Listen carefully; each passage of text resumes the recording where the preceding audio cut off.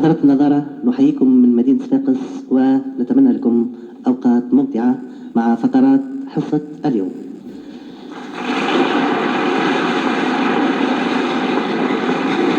في بداية هذا اللقاء أتوجه بالتهاني باسم أسرة برنامج فن ومواهب لكل العاملين بإذاعة صفاقس بمناسبة تدشين الدار الجديدة للإذاعة والتلفزة بهذه الجهة،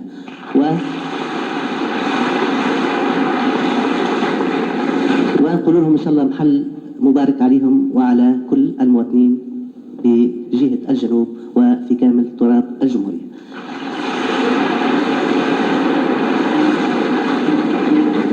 الفرقة الموسيقية يقودها اليوم الأستاذ محمد دريس.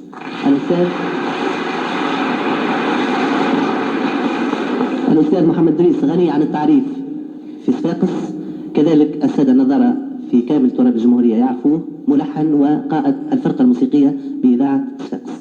الفرقة نجم نقولوا أنها اليوم منتخب فيها عناصر من فرقة الإذاعة الجهوية، فيها كذلك عازفين من الشبيبة المدرسية وعازفين كذلك جبناهم معنا من تونس.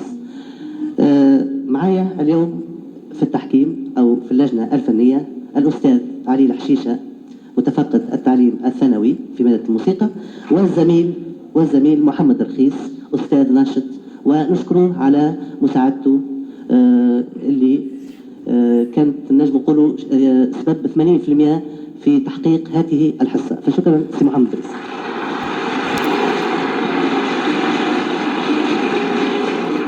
سامحني، شكرا سي محمد رخيص ما ترجعش في شكري سي محمد دريس. نبدأ جولتنا الغنائية مع المواهب من مدينة صفاقس والشاب عصام الرباعي في أغنية يلي زرعته البرتقال. تفضل.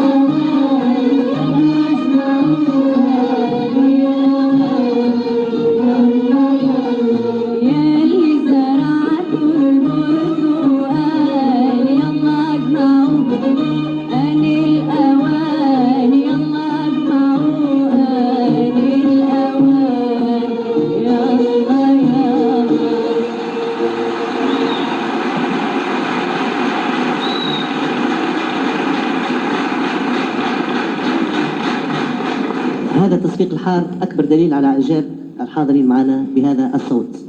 ما ننساوش كذلك أنه اليوم جمهورنا متعطش إلى الأصوات الشابة. بعد هذا الصوت نمر إلى العزف. العازف الشادلي دمق.